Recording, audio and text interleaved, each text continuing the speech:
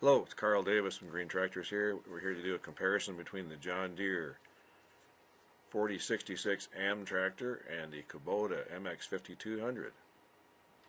Okay, we're looking at the MX5200 Kubota, which is a very common competitor for us in the open station category. They sell this as an M series tractor with big wheels. It's much more like their L series tractor in terms of its overall weight and its rear axle components. In fact, it's actually a tractor from the 60s if you look at it carefully. It's got spur gear or bull gear final drives, which are whiny, noisy, and not really all that reliable. They can cause some problems down the road. The drawbar mount is quite a bit lighter. The whole rear end here is a lighter looking rear end than our machine we'll look at in a minute. One thing I want you to be aware of though is we do have an issue here sometimes with the telescopic lower links, which we can add to our tractor, but they come standard in this tractor. It does have Category 2 balls on the back, which allows it to hook up to Category 2 implements, even though it's not a true Category 2 tractor. So we might get into an issue where somebody wants to hook up to Category 2. Okay, I want you guys to have a look at the 4000 M series tractor when you're comparing against the MX tractor over there. 4000 M tractor has a lot heavier rear end and 3-point hitch components. Take a good hard look at it. Bigger pins down there on the 3-point arms, much heavier.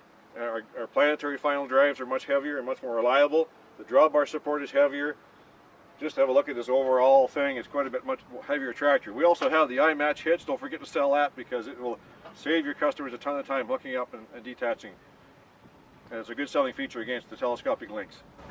Alright, we're having another look at the 4000 M series tractor versus the MX5200 Kubota.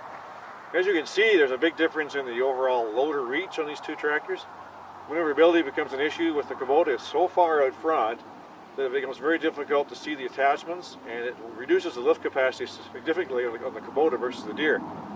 The Deere is much more compact, it'll fit into tighter areas, and in fact you can see the end of the forklift tines on the John Deere with shorter tines. You can't see the end of the tines in the seat of the Kubota, so it's very difficult to use forklift with the Kubota. Here we are looking back at the MX5200 again. I just wanted to look at a couple of things. One is the loader.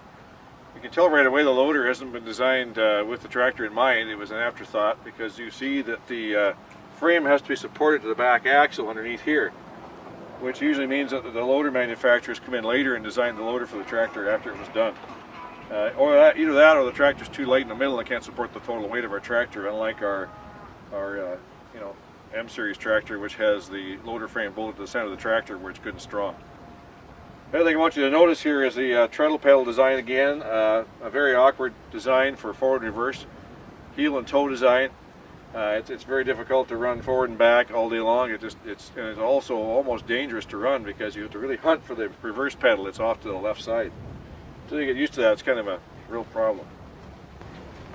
The other thing I want you to notice is, again, it was an add-on, is you can see the hydraulics are sticking out right here with the filter and everything, so it's likely in the way.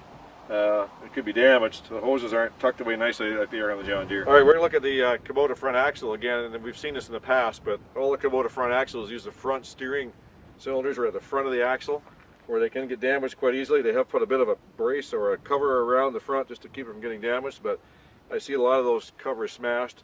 It's the first thing you run into with a loader up in the air, right into that little spot right there. Ours are tucked in behind the axle where they're out of the way and not subject to damage. Just wanted to show off the Toolbox Design on the M series tractor. It's right in the fender here, and there's lots of room in here to hide operator's manuals and extra tools. It's handy to the operator, not in the way, as opposed to a little plastic toolbox hanging off the back of the roll bar on the Kubota.